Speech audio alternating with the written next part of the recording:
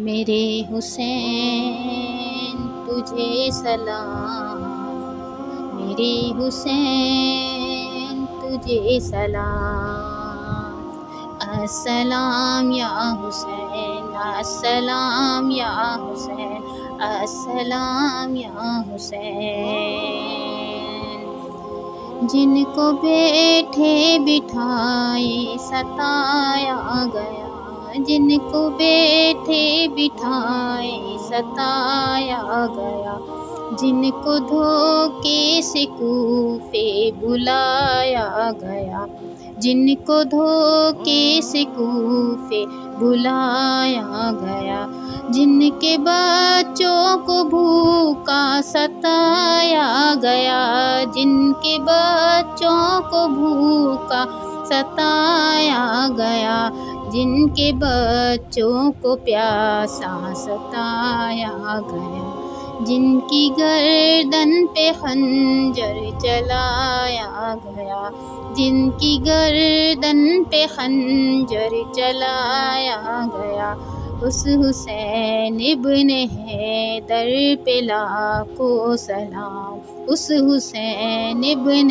حیدر پہ لاکھوں سلام۔ میرے حسین تجھے سلام، میرے حسین تجھے سلام، السلام یا حسین، السلام یا حسین، السلام یا حسین۔ بسم اللہ الرحمن الرحیم۔ شروع اللہ کے نام سے جو بڑا مہربان اور نہایت رحم کرنے والا ہے۔ واقعہ کربلا انسانیت کا وہ پرسوز واقعہ ہے جو قیامت تک اہل انسانیت بھلا نہیں سکتی۔ یہ وہ پرسوز واقعہ ہے جس میں نواسۂ رسول صلی اللہ علیہ وآلہ وسلم کے جگر گوشے امام حسین رضی اللہ تعالیٰ عنہ کو شہید کر دیا گیا۔ ان کے پورے اہل خانہ کو، ان کے لخت جگر کو، ان کے جگر گوشوں کو شہید کر دیا گیا۔ امام حسین رضی اللہ تعالیٰ عنہ اللہ کے رسول صلی اللہ علیہ وآلہ وسلم سے بے پناہ پیار کرتے تھے۔ تاریخ گواہ ہے کہ آپ رضی اللہ تعالیٰ عنہ اللہ سبحانہ تعالیٰ کے محبوب محمد مصطفیٰ صلی اللہ علیہ وآلہ وسلم کے سینے پر سر رکھ کر سویا کرتے تھے، اور اللہ کے رسول صلی اللہ علیہ وآلہ وسلم بار بار یہی بات دہراتے تھے، حسین مجھ سے ہے اور میں حسین سے ہوں۔ اور جب اللہ سبحانہ تعالیٰ کے محبوب نبی صلی اللہ علیہ وآلہ وسلم پردہ فرمانے کے بعد حسین رضی اللہ تعالیٰ عنہ اکیلے ہو گئے، وہ اپنے نانا میرے آقا حضور اقدس صلی اللہ علیہ وسلم کو بہت یاد کرتے تھے۔ اور پھر جیسے جیسے وقت گزرتا گیا، آپ رضی اللہ تعالیٰ عنہ کا صرف ایک ہی مقصد تھا، اپنے نانا کے دین کو زیادہ سے زیادہ پھیلانا۔ یزید یہ سمجھ رہا تھا کہ والد اور بھائی حضرت امام حسن رضی اللہ تعالیٰ عنہ کی شہادت کے بعد حضرت امام حسین رضی اللہ تعالیٰ عنہ کمزور ہو چکے ہیں۔ اس نے سوچا اپنی طاقت کو مزید بڑھانے اور حکومت کو مضبوط کرنے کے لیے آپ رضی اللہ تعالیٰ عنہ کو راستے سے ہٹانا فائدہ مند ثابت ہوگا۔ دوسری جانب کوفے والوں نے حضرت امام حسین کو کئی خطوط روانہ کیے جن میں کوفے والوں پر مظالم کی داستانیں سنائی جاتی اور دین اسلام کو پیش خطرات سے آگاہ کیا جاتا۔ آپ حسین علیہ السلام کو کوفے سے 150 کے قریب خطوط بھیجے گئے تھے۔ اس دور میں خطوط بھیجنا کتنا مشکل کام تھا، لیکن آپ کے پاس تقریباً تمام قبائل کی طرف سے ہی خطوط آئے کہ آپ علیہ السلام اگر تشریف نہ لائے تو مجبوراً ہمیں یزید کی بیعت کرنی پڑے گی، کیونکہ ہم اس کی حکومت کی طاقت کا مقابلہ نہیں کر سکتے۔ آخر کار آپ حسین علیہ السلام مجبور ہو گئے اور آپ نے کئی معتبر لوگوں سے مشورے کیے اور پھر اس نتیجے پر پہنچے کہ پہلے وہاں کسی معتبر آدمی کو بھیجا جائے تاکہ وہ خود اپنی نظروں سے وہاں کے حالات کا جائزہ لے کہ وہاں کے لوگ واقعی چاہتے ہیں اور ان کے دلوں میں اتنی عقیدت و محبت ہے کہ ہمیں وہاں جانا چاہیے، اور اگر ایسا کچھ نہیں ہے تو ہمیں وہاں نہیں جانا چاہیے۔ اسی لیے آپ نے اس کام کے لیے اپنے چچا زاد بھائی مسلم بن عقیل کو اس کام کے لیے منتخب فرمایا، اور آپ کو بلا کر فرمایا، اے میرے بھائی، میرے پاس اس طرح کوفے سے خطوط آ رہے ہیں، اگر آپ وہاں جا کر خود وہاں کے حالات کا جائزہ لیں، اور اگر وہاں کے حالات واقعی ہمارے لیے تسلی بخش ہیں اور واقعی وہاں کے لوگ ہم سے محبت کرتے ہیں تو مجھے خط لکھیں، میں وہاں چلا آؤں گا، اور اگر ایسا کچھ نہیں ہے تو آپ بھی واپس آ جائیے گا۔ حضرت مسلم بن عقیل اپنے دونوں چھوٹے بیٹوں کے ساتھ مکہ مکرمہ سے مدینہ منورہ آئے اور اپنے تمام رشتہ داروں سے ملاقات کر کے کوفہ روانہ ہو گئے۔ اور جب کوفے والوں کو حضرت مسلم بن عقیل کے پہنچنے کی خبر ملی تو کوفے والوں نے جوک در جوک آپ سے بیعت کرنی شروع کر دی، یہاں تک کہ 40,000 آدمیوں نے بیعت کر لی۔ کوفے والوں کی اس قدر عقیدت اور محبت کا اظہار تھا کہ حضرت مسلم بن عقیل ان کی عقیدت اور محبت سے متاثر ہو گئے اور سوچنے پر مجبور ہو گئے کہ یہ امام حسین علیہ السلام کے اتنے بڑے عاشق ہیں تو میرے ساتھ اتنا اچھا سلوک کیا ہے، تو جب امام حسین علیہ السلام آئیں گے تو ان کی عقیدت اور محبت کا کیا عالم ہوگا۔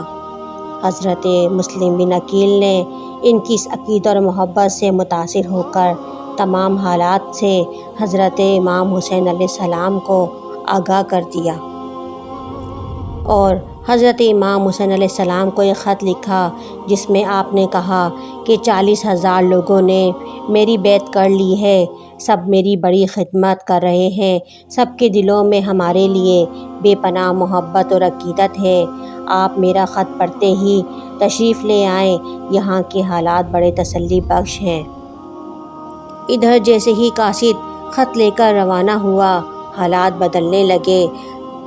یزید کے کارندے جو کوفے میں رہتے تھے ان کو خبر ہو گئی کہ 40,000 لوگوں نے حضرت مسلم بن عقیل کی بیعت کر لی ہے۔ انہوں نے اس کی خبر یزید کو کر دی کہ تو کون سی غفلت کی نیند سو رہا ہے، کوفے والوں نے تیرے خلاف ایک محاذ کھڑا کر دیا ہے، تیرے لیے یہ اچھی خبر نہیں ہے کہ 40,000 آدمی تیرے خلاف بیعت کر چکے ہیں اور آگے بھی کر رہے ہیں، اس سے پہلے کہ تیری یہ تخت، تیرے یہ حکومت اس طوفان میں بہہ جائے تو خواب غفلت کی نیند سے جاگ جا۔ جیسے ہی یہ خبر یزید کو پڑی وہ بہت پریشان ہو گیا۔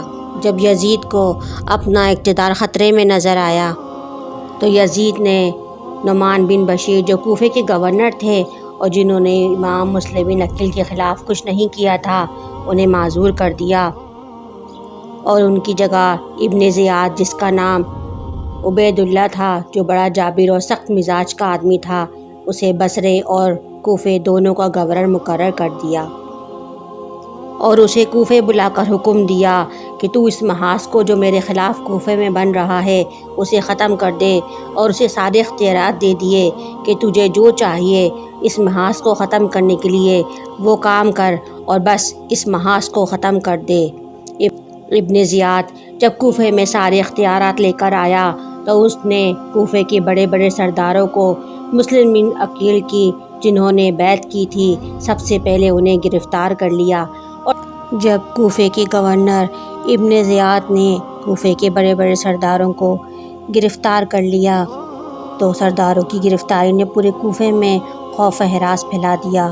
خبر بڑی تیزی سے پھیل رہی تھی اور کسی طرح مسلم بن عقیل تک بھی جا پہنچی۔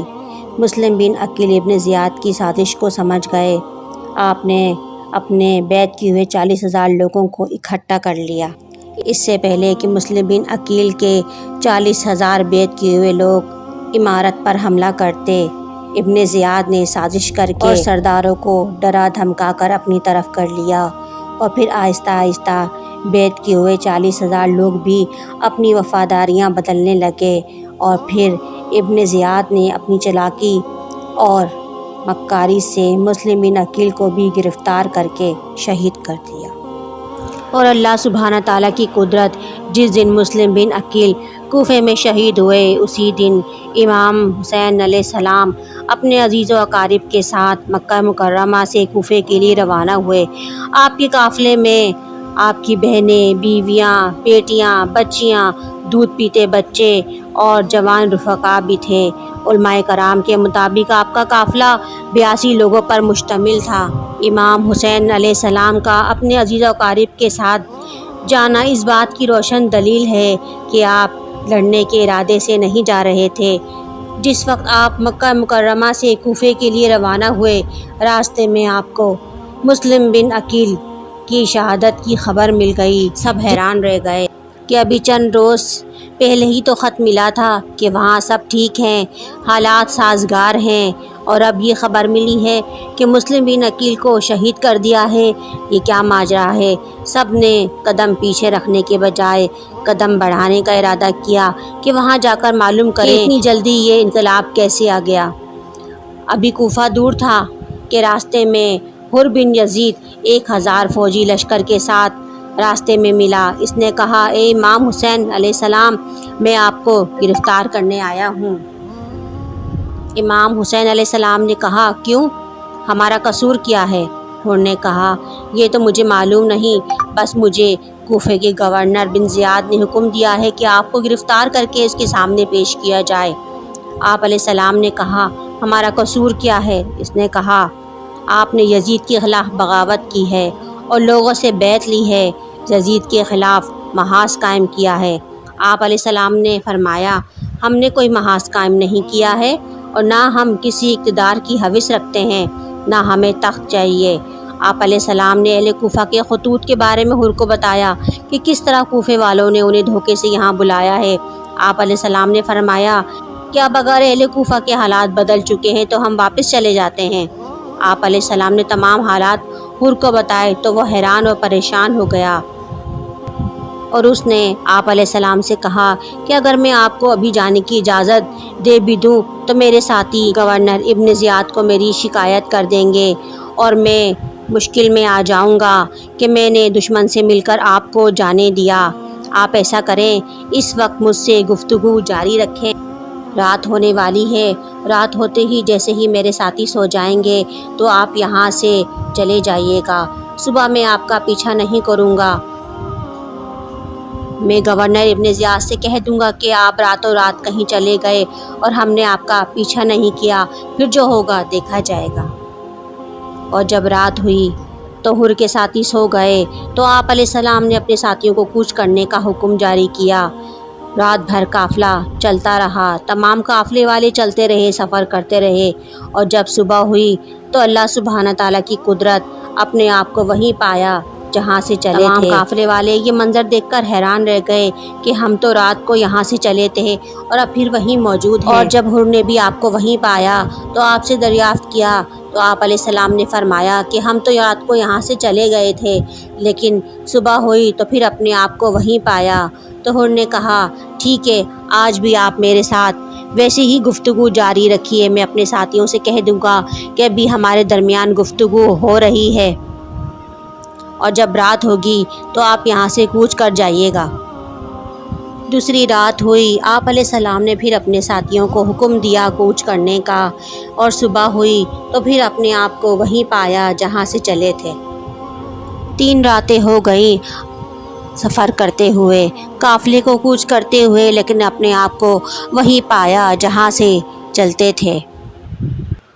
چوتھے دن آپ علیہ السلام نے ایک مسافر کو بلایا اور اس سے دریافت کیا کہ ہم جس جگہ پر موجود ہیں، جس میدان میں موجود ہیں، اس مقام کا نام کیا ہے؟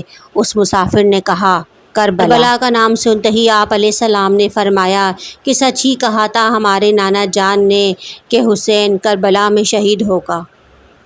تو ہمارا 3 رات سے یہاں رکے رہنا اس بات کی دلیل ہے، اس بات کا ثبوت ہے کہ یہی ہماری شہادت گاہ ہے، ہم یہاں سے کیسے جا سکتے ہیں؟ آپ علیہ السلام نے اپنے تمام عزیز و اقارب اور رشتہ داروں کو حکم دیا کہ سواریوں سے اتر کر یہاں خیمے لگا لو۔ آپ کے ساتھیوں نے خیمے لگانے شروع کر دیے۔ آپ کے ساتھی جہاں لکڑی گاڑتے وہاں سے خون نکل آتا تھا۔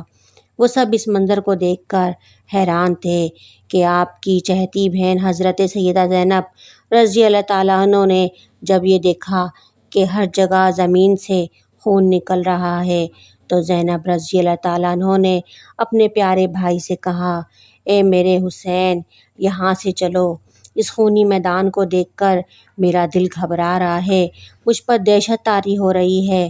آپ علیہ السلام نے فرمایا، اے میری بہن، ہم یہاں سے نہیں نکل سکتے، یہ ہماری شہادت گاہ ہے، ہمیں اسی سرزمین پر شہادت نوش کرنا ہے۔ میری بہن، یہی وہ میدان ہے جہاں آل رسول کے خاندان کی خون کی ندیاں بہیں گی۔ تم سب لوگ خیموں میں صبر و استقلال کے ساتھ بیٹھ جاؤ، اب ہم یہاں سے کہیں نہیں جا سکتے، ہمیں یہیں صبر و استقلال کے ساتھ بیٹھنا ہے۔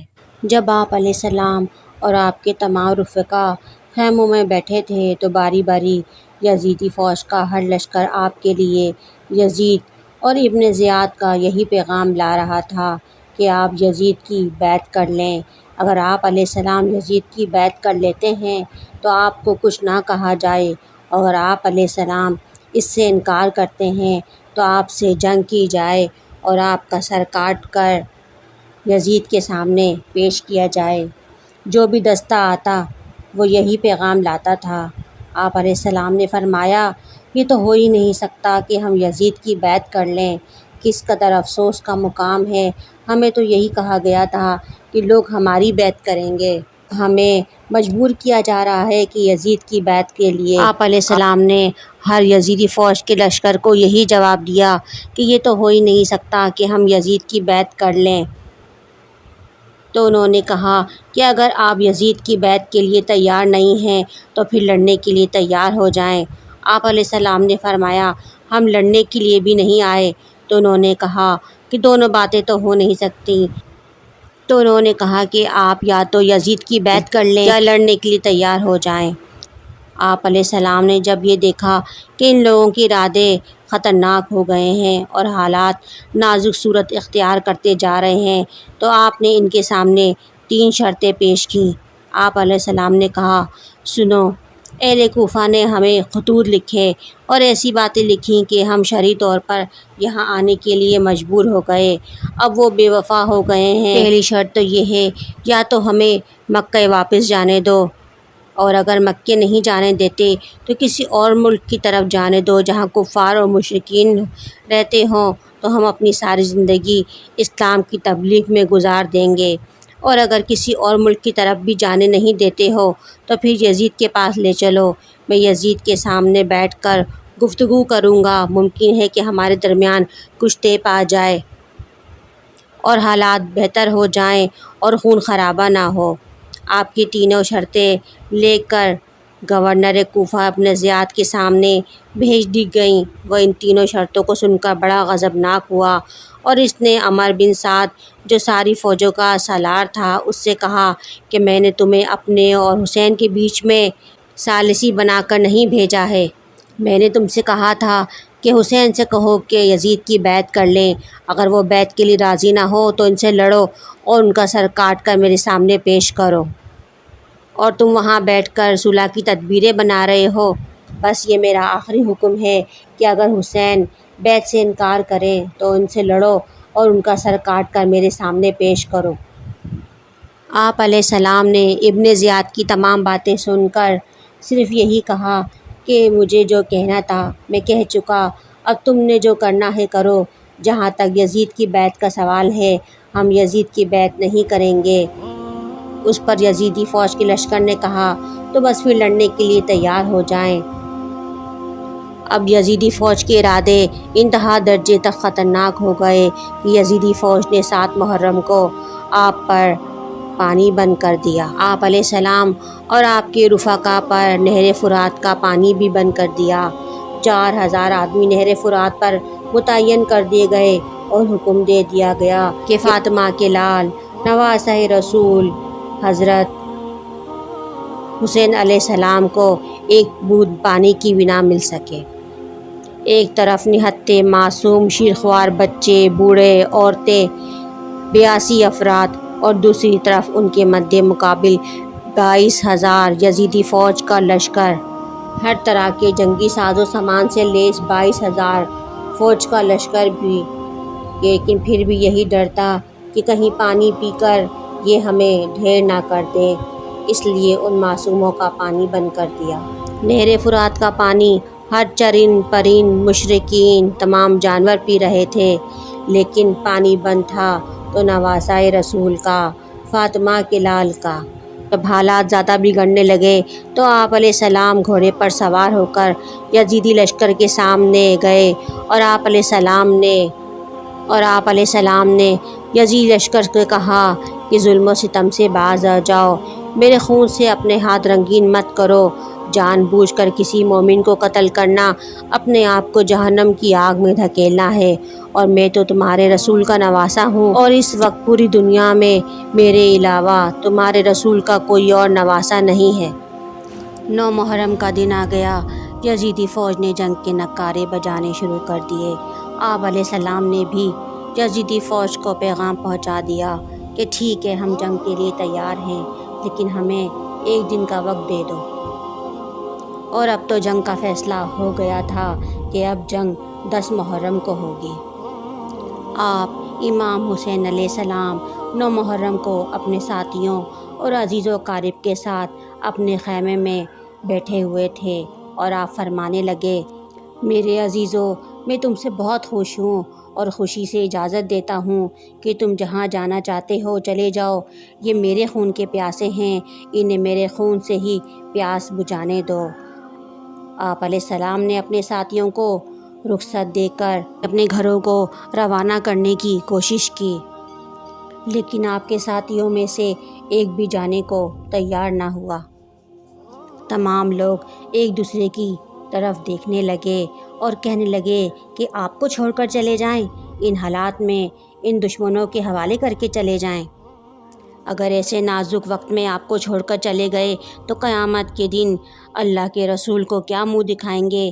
اللہ کے رسول فرمائیں گے کہ تم نے اپنی جانوں کو میرے حسین کی جان سے عظیم سمجھا اور میرے حسین کو دشمنوں کے نرغے میں چھوڑ کر چلے گئے۔ پھر آپ علیہ السلام نے فرمایا، شاید تم لوگوں کو آنکھوں کی شرم نے مار دیا ہے۔ پھر آپ نے فرمایا، عباس چراغ بجھا دو، اور عباس علیہ السلام نے چراغ بجھا دیا۔ اس کے بعد آپ علیہ السلام سر جھکا کر بیٹھ گئے۔ کچھ دیر بعد آپ علیہ السلام نے حضرت عباس کو حکم دیا کہ عباس چراغ جلا دو۔ جب عباس علیہ السلام نے چراغ جلایا تو ہر شخص وہیں موجود تھا۔ پھر آپ علیہ السلام نے فرمایا، جاؤ اللہ کی عبادت میں مشغول ہو جاؤ، کل ہمیں اللہ کے دین پر قربان ہونا ہے۔ رات ڈھل گئی، 10 محرم الحرام کا سورج طلوع ہو گیا، اذان علی اکبر کی صدا سنائی دینے لگی۔ ابھی آپ علیہ السلام اور تمام آپ کے ساتھیوں عزیز و اقارب نماز سے فارغ ہوئے تھے کہ لشکر یزید کے جنگ کے نعرے ایک بار پھر سے بجنے لگے، اور وہ آپ کو اور آپ کے اہل خانہ کو للکارنے لگے۔ آپ کے ساتھیوں نے آپ سے یزیدی فوج کے سامنے لڑنے کی اجازت طلب کی، اور اجازت ملتے ہی 3 دن کے بھوکے اور پیاسے آپ کے ساتھی یزیدی فوج کے سامنے بہادری سے لڑتے ہوئے جام شہادت نوش کر گئے۔ ایک ایک کر کے امام علیہ السلام کا چاہنے والا آپ پر قربان ہوتا گیا، کبھی حر، کبھی جون، کبھی حبیب، کبھی جناب عباس علیہ السلام، کبھی شہزادہ قاسم، اور کبھی شہزادہ اکبر، اور کبھی معصوم علی اصغر۔ اور جب کوئی نہ رہا تو امام حسین علیہ السلام خود ہی میدان میں جانے کو تیار ہو گئے۔ امام علیہ السلام آخری مرتبہ اپنی بہنوں کے خیمے میں تشریف لاتے ہیں اور فرماتے ہیں، اے میری بہنوں اور بیٹیوں، امام کا آخری سلام قبول کرو۔ رونے کی صدائیں بلند ہونے لگتی ہیں، اور امام علیہ السلام فرماتے ہیں، زینب، میرے بعد تم کو قید کیا جائے گا۔ پھر آپ ایک اور خیمے میں تشریف لے گئے جہاں ایک بیمار سویا ہوا تھا۔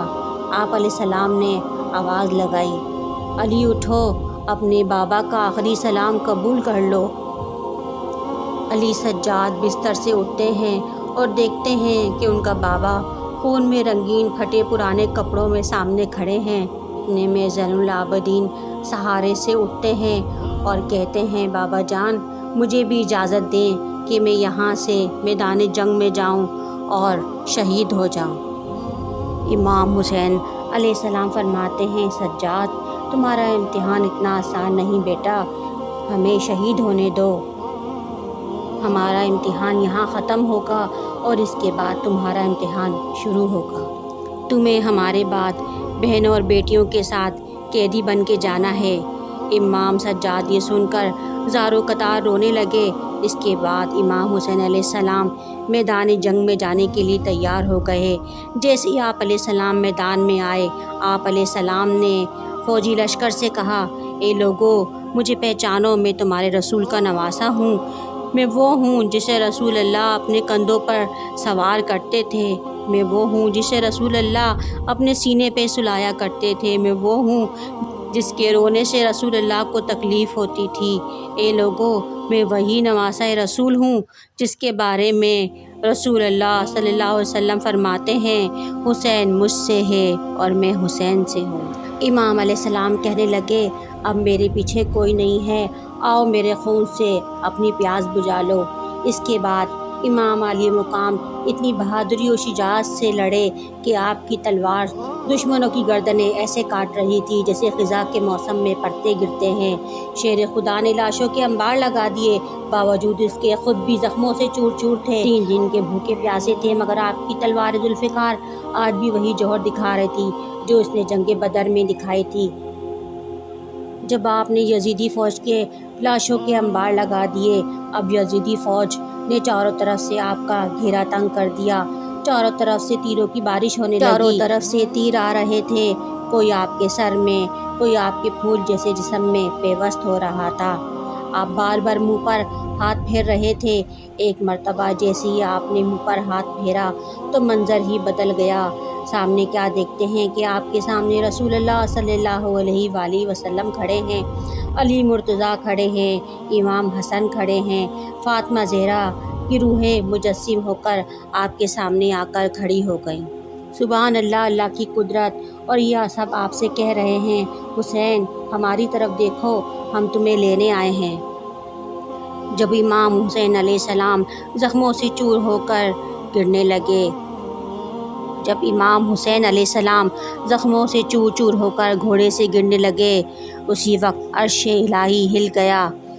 حسین کے گھوڑے سے گرتے ہی یزیدی فوج میں خوشی کا نعرہ بلند ہو گیا۔ اس کے بعد عمر بن سعد نے اپنے ساتھیوں سے کہا حسین گر گیا ہے، جاؤ جا کر اس کا سر قلم کر دو تاکہ یہ خبر فوراً یزید کو پہنچائی جائے۔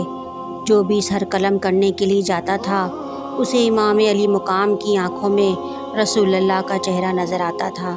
وہ روتا ہوا واپس آ جاتا اور کہتا یہ ہم سے نہیں ہوگا۔ اتنے میں شمر کہتا ہے لگتا ہے یہ کام مجھ سے ہی ہوگا۔